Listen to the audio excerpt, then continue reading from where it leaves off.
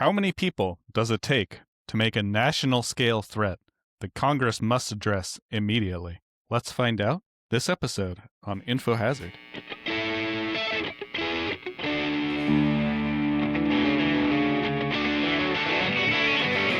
Hello, I'm Danny, and I'm here with my co-hosts, David and Phil, and we're here to talk about the Save America Act, recently introduced by Republicans. Now, you don't want to get this confused with the Safe for America Act, which is a completely different act relating to canceling the immigration diversity visa program, something like that, but that's not important right now. Anyways, welcome to the show. How are you guys doing today? Doing good. Safe for America. Like, now that we've kicked the immigrants out, it is safe for Americans to come out of their hiding spot and then see if they see their shadow, and we'll get maybe 2 more weeks of winter, like that kind of thing. I think you get it.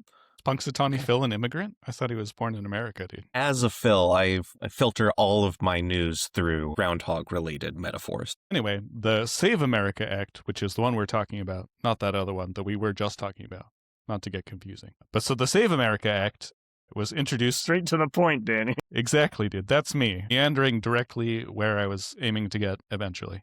We got there. Or we will soon.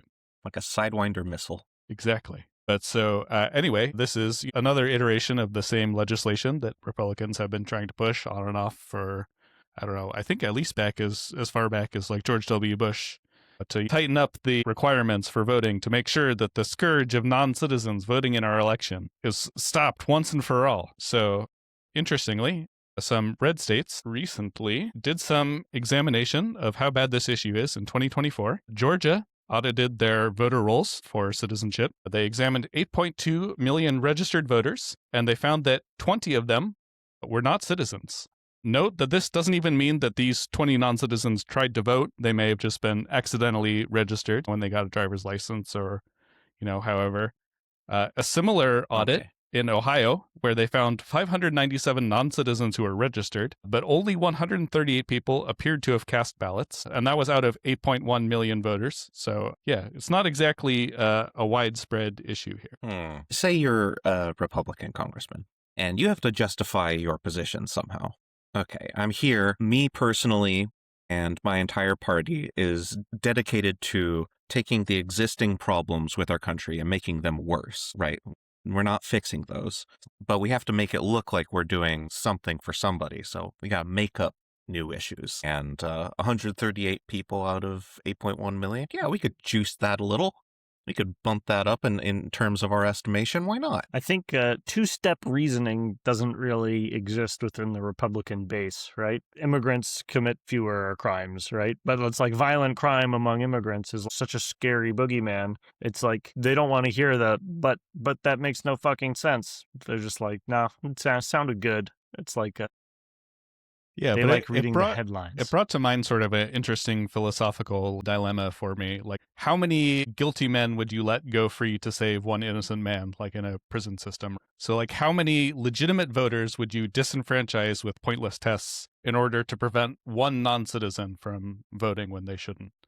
To me, it seems like it's a way bigger distortion of democracy to stop 1 million people from voting correctly, all just to stop 20 people from voting fraudulently. So how many people do you think that their Save America Act is going to stop from voting? I mean, legally? It could be a lot. If you've changed your name, like you're a woman who got married or what have you, it might cause problems. So you have to have certain IDs, like, not just any old driver's license will cut it. And that would be not just when you're registering to vote, but even when you go to vote. Across the country, how many people are going to vote, like to forget to bring their passport to go vote? Because that's a new requirement that they'd be adding. And then they just won't bother to vote when that happens. Like, it's probably going to be way more than 20 in the state of Georgia, meaning that they're causing far more of a distortion than they're preventing. So it's like 136, was it, out of 8.1 million? That was in Ohio. In Georgia, it was less. It was 20. Okay. I mean, 20 out of 8 million, something like that. Yep. That is fewer than the number of albino people in Georgia. It's likely fewer than the number of people with purple eyes in Georgia, which is exceedingly rare. So to me, it actually makes a ton of sense to require people to have ID when they vote, right? Like, because would like only the person who is registered to vote to be voting and claiming to be that person. That's that's the case. There's not cases of fraudulent voting, right? Like, to me, basically, you should only add as many restrictions as you need to ensure the integrity of the election, right? So if there are no problems with people claiming to be other people to fraudulently vote, then we don't need to add protections. Well, but the number you gave before was the number of non-citizens who are registered. So that's different than the number of people who voted fraudulently, right? Or who claimed to be somebody else when they voted. Well, so if you're proposing legislation to prevent this, then probably you should do some data collection to see if it's an issue, rather than just being like, this might be an issue, let's disenfranchise lots of people in order to prevent maybe a phantom problem. Right, I agree. So a couple points. One, it would be pretty hard to know how many people voted as someone who they were not if you don't do a good job of checking their IDs, right? Right, but that's like kind of like a impossible to argue against point, right? You're just like saying, well, we can never detect all fraud, so we can never know, so let's ... Yeah. What? IDs are like pretty rare in certain populations. Exactly. Like a lot of homeless people don't have IDs. Non-drivers, like it's pretty rare for someone who doesn't have a driver's license to have a government ID. Not to mention that it's already been determined, it's settled case law, that in order to vote, if you require something that costs money, that's equivalent to a poll tax, which is unconstitutional because you can't charge money to vote. So if you want to require IDs for everyone to vote, you have to make IDs free, but they're not free. Making IDs free sounds fine. I was just saying, like, to me, it seems pretty reasonable doing the one-step reasoning thing. It seems extremely reasonable to want people to have IDs to vote. I don't want someone to come and claim to be me and vote and then show up and be like, oh, you already voted. Like, I wouldn't want that to happen. You know what? I think we should take the germ of that idea and just stop there and then give it some time, see if it works out. Like, the step one should be just give everyone IDs. We do some data collection, like how many people are actually hanging on to these IDs, or maybe they're useful for something like voting. I don't know. Maybe you need to have some incentive for people to keep these IDs that you're giving out for free. Sometimes if the latch in your door gets stuck, you can use the ID to jimmy it open. Sure, yeah. Like if you have a lot of cocaine, but it's not like sufficiently cut, you can kind of use the ID to separate it. It's a keeper. So you were mentioning tests. So I wanted to propose a test. We can call it the John McClane test. So the idea behind this test is the guy who wrote American Pie? That's Die Hard. It's Mr. Die Hard himself. Yeah. It's Bruce Willis's character in Die Hard. Okay. So in this movie, he's locked in this skyscraper with a bunch of terrorists. Nakatomi Tower. Yeah, and he has no weapons or anything, and he's able to overcome these terrorists, right? And it's thrilling. My proposed test is this. If your problem could be solved by John McClane, it's too small of a problem for Congress to worry about. So, like, we could send John McClane to Georgia, and he could fight these 20 guys and stop them from voting illegally. Like, you know, that's too small. But like Iran, that's like a properly sized problem, right? It would not be a believable movie if John McClane went to Iran and he fist fought the entire Revolutionary Guard one by one and then, you know, punched out the Ayatollah, right? Like, that would not be believable. But 20 guys, you could believe that he could fight 20 guys and overcome them, right? Like, that's pretty typical action movie.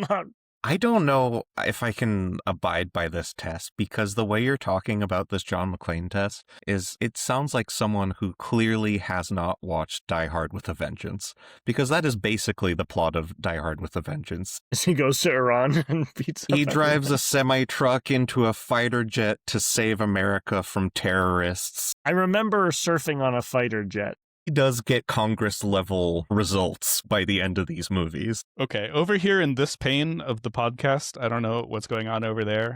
We only acknowledge the first movie in the series. It's a relatively grounded movie. He walks across broken glass, he's like, ouch. He's not an invincible robot. He's a human guy who could fight 20 guys and prevent them from voting illegally. I don't know, what do you guys think? Is this a good test or not? Like, should Congress ever concern themselves with something this small? So 20 people is like...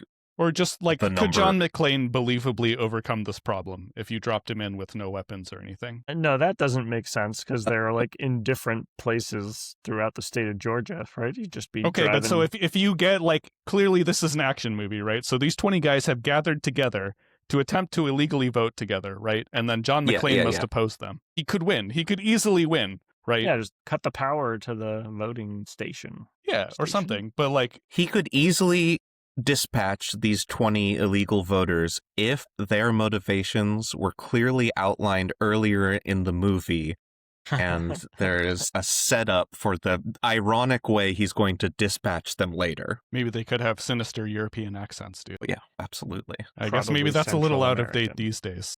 You know, it was the Cold War when the first one came out. Now it would be, yeah, they'd be brown, I guess. But So, yeah, I mean, it's a good rule of thumb, Dan. I mean, yeah, congresspeople should be trying to do things that are useful. And if they're like small beans, you know, the other example of this that comes to mind is like trans athletes, like in high school sports, right? I mean, first of all, do sports ever matter? I think the Super Bowl is going on right now as we film, or maybe it's over. I don't know. Exactly. Sports don't I fucking think matter. it should be over by now. Okay. Sports don't matter.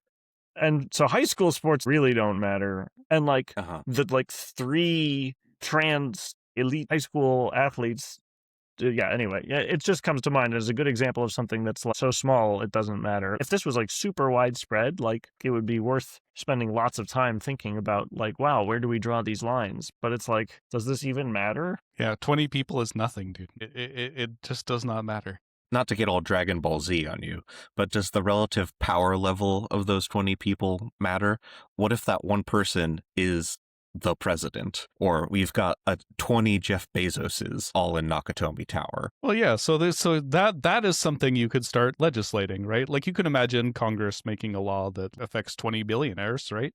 But like have it like that just affects like 20 random people in Georgia? Like this is so absurd that we're even talking about this like on a national level. You were mentioning the trans athlete stuff, and Utah got into trouble when they were passing some trans law because it was going to be unconstitutional, because it was going to be a bill of attainder, because it affected literally only one person in the entire state. So it was like basically a law that was legislating one person's life. The fuck you, Amanda law. But legislators in Utah are stressing about this is the biggest problem in Utah is one person competing unfairly in high school sports. I find that hard to believe. I've been to Utah and it was not perfect. It was nice enough. It's because you got your ass kicked by a trans person in your sport when you were there, probably. No, Danny's not worried about it because he was able to absolutely toast Amanda on the slopes, you know, for his little skiing vacation. Just blazed right past her. Plus, personally, this issue just does not hit for me because I was a terrible athlete and most girls were better athletes than me already. Anyway. But now, are you proposing constitutional amendment kind of level shit? Like, how serious are No, this is a good rule of thumb, like Occam's razor. It's just like a first sniff test of the law. Could John McClane overcome this problem? If so, then you have to make a pretty tough case for why Congress needs to worry about it. I don't know how we get this, how we legislate this, or how we make this happen. But what this needs to become is not exactly a law, but a parliamentary procedure. Like at any time, if someone's up on the floor of Congress, someone can just like raise their hand and be like, hey, die hard rule. And just boom, bang, bang, bang. It's too few people, doesn't matter, move on. It's like, die hard rule has been called, going once, going twice. Yes, die hard rule. You yield the floor, sir. There you Seems go. reasonable. Yeah, and you know, John McClane couldn't defeat Big Pharma by himself. Congress has to do that. It's not like Congress can do nothing, but Congress shouldn't be making the law to try, like a whole law that affects the entire country to stop like 20 people, right? It's just, I don't know. I mean, recent history has shown that pharma CEOs, for all their many strengths, are not bulletproof. So I think he'd have an advantage in the Nakatomi Tower That was situation. insurance. Oh, boy. Insurance, you're right. In the absence of this rule, people could just not support their politicians if they're wasting their precious time and your vote on bullshit, unimportant stuff. Sadly, expecting the American voters to hold their government accountable seems to be a complete pipe dream. But you've got a chance in November. Ultimately, there's no tool for reforming the American government that voters do not possess. It's absurd that everyone hates the government, and yet we can't seem to change it. I don't know if that's exactly true. There's no tool they don't possess. Right, we can't immediately impeach, but we can get their asses, every single one of them, we can get their asses thrown out. And yeah, Danny, don't be so negative. We got the revolution is coming. The happy revolution, not like the illegal kind of revolution. It'll be a glorious revolution. Oh God. No, that was bloodless. Wait. Oh, that was a good one. That was a good one. Yeah. James II fled to France because it was hopeless. Nobody liked his crypto-Catholic ass. We're gonna vote a lot of people out in November. Hopefully. Yeah. But basically, Democrats really need to work hard to stop this legislation because it'll disenfranchise a lot of voters, and that's fucked up. And The Save also, America Act. Yeah, exactly. And the one thing I did want to mention was, all right, so one of the main reasons they're pushing this is, Donald Trump has pushed conspiracy theories about how the 2020 election was stolen from him, right? But if you think for a minute, he was in charge of election security during the 2020 election. If you're in charge of the election and someone steals it from you, isn't that kind of like the ultimate proof that you're not competent to be trusted with the being in charge of election security? Well, that's kind of victim blamey, don't you think? But, he's in charge of enforcement. If somebody robs the police station, wouldn't you be questioning why the police weren't able to stop them? It's not proof, but it's a good demonstration of his incompetence. But yeah, we all know that he's actually lying, so it doesn't mean that he's incompetent. So yeah, if you're listening and you have an opinion about the John McClane test, let us know. Do you think that this is a good rule of thumb for Congress? Is there any legislation that John McClane, could not solve the problem, but Congress was needed? Let us know in the comments if you think of any good examples. What 20 people would you like John McClane to kill? Let us know. Hey, I don't even think he kills them all, dude. He Please just beats no them up hit sometimes. lists. Please no hit lists in the comments. Please no hit lists at all. And that's been another hit listing episode of Info Hazard. Join us again tomorrow for another terrorist slamming episode.